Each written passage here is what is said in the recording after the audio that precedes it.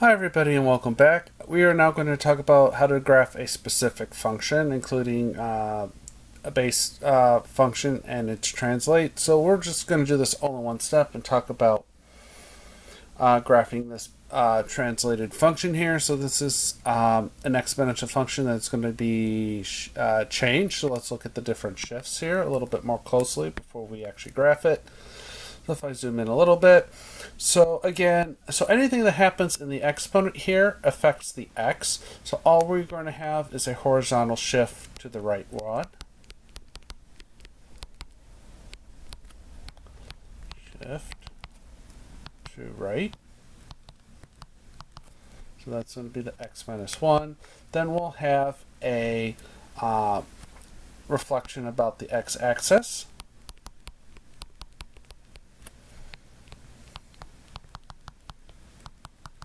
From the negative here, and then the plus 2 will tell us about a vertical shift.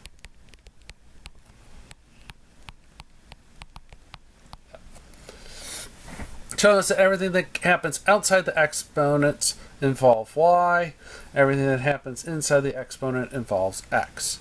So the first thing we want to do is figure out what the base graph is. And the base graph here is going to be 3 to the x. So basically this is just going to be powers of 3 if you want to do this in terms of a graph. So we'll have x and g of x in this case. So let's just go through our powers: negative 2, negative 1, 0, 1, and 2. So this will give me a 1/9. This will give me a third. This will give me 1. This will give me 3. And this will give me 9. So we need to graph all this. So we're going to need kind of a big area to graph. So let's try to keep all that in range though.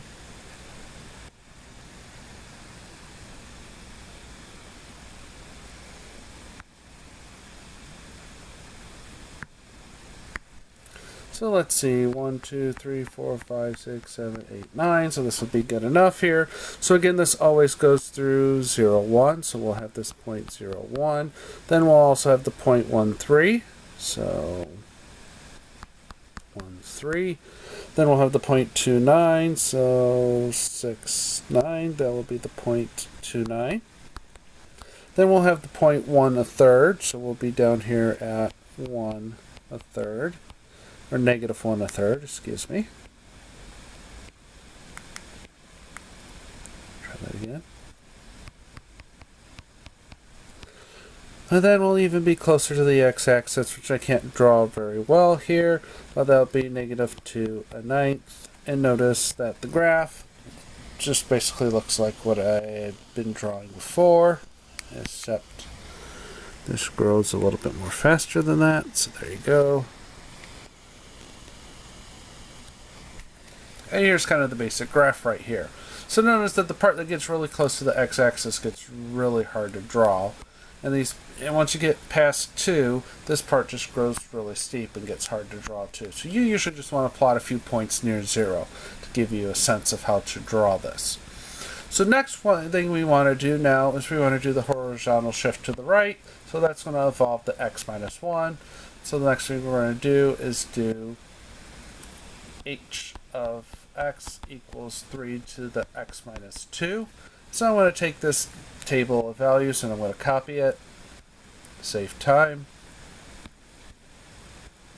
bring it over here, and we will just make our changes that we need. So this is going to be an h. And now this says to shift to the right 2, so we're going to add 2 to all our x coordinates. So this will become 0, this will become a positive 1, this will become a 2, this will become a 3, and this will become a 4. So our graph now is going to look like this. Oops, sorry. Let's move that over so we have enough room.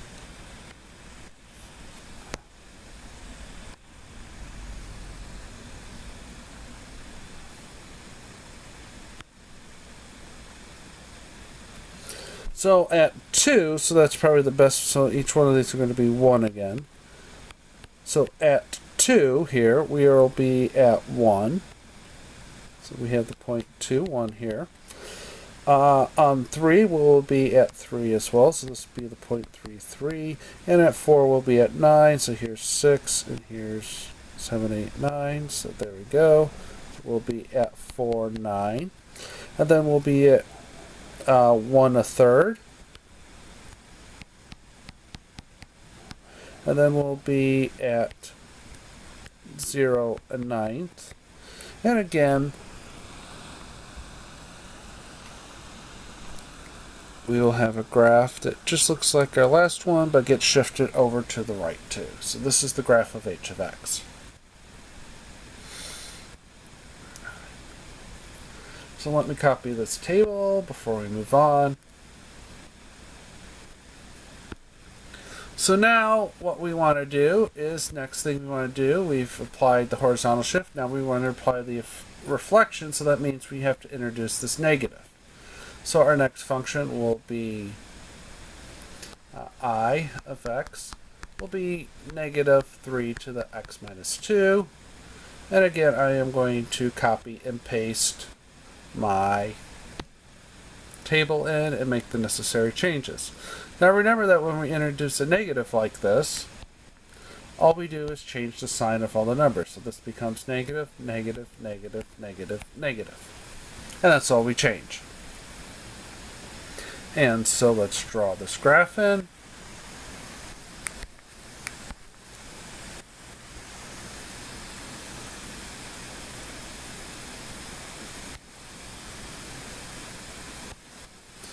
And so we'll be now at 2, negative 1. We'll be at 3, negative 3. And we'll be at 4, negative 9. And then we also need to have 1, negative 1/3. And 0, negative 1/9. And then we just play connect the dots.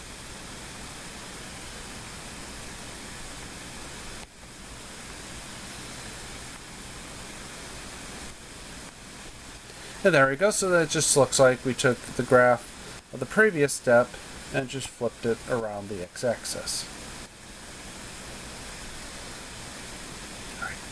So our last step is now to graph the original function, and what we need to do is do the vertical shift up to get this function here. So let me copy my table for I. And I'm sorry, I forget how much we're moving. We're moving up to.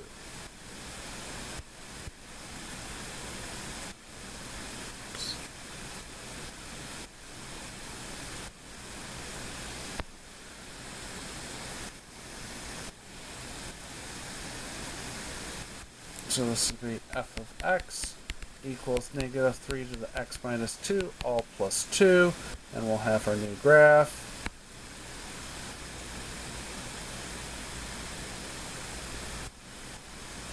Here.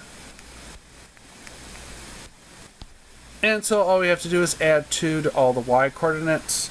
So these ones are easy enough. So we'll add 2 and this will become a positive 1.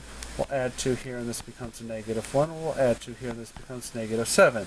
The fractions are a little bit more tricky, but this really becomes a 5/3, and this will become 17/9. So notice that this really is going to just shift the horizontal asymptote up by 2 as well. So when we draw this, and that helps us, that really helps us a lot. Just knowing that. So those fractions are kind of a little bit hard to know, but knowing that the fact that the horizontal asymptote shifted up 2 as well. Apparently I can't draw a straight line worth my life today. But knowing that the horizontal asymptote shifted up 2 helps us really figure out what those fractions are. So let's draw that asymptote in first. So there'll be this line right here. Y equals 2. So let's draw the easy points first. So we'll have a 2, 1. So we'll have this point here.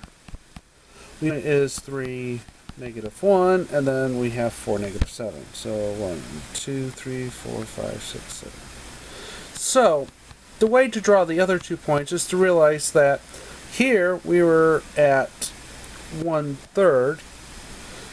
So this is at a distance to 1/3. So you really just want to plot a point that is about a distance of 1/3 away from the asymptote here. So that would be your point 1, 5, 3. And the same thing here. This distance was supposed to be about 1/9. So this distance here should be about 1/9 as well.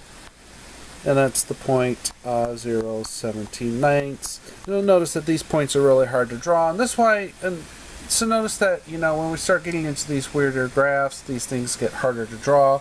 And that's why we're mostly just interested in the basic shape of these to begin with, because it's really the end behavior that we're going to be most interested in these graphs in later courses. And so this is our function f of x equals -3 to the -2x plus 2. I do realize that the original function, after flipping back a few times, was x plus 1, so let's just pretend this was a 2, and I'll just annotate the video after I upload it to say that I graphed that function instead. So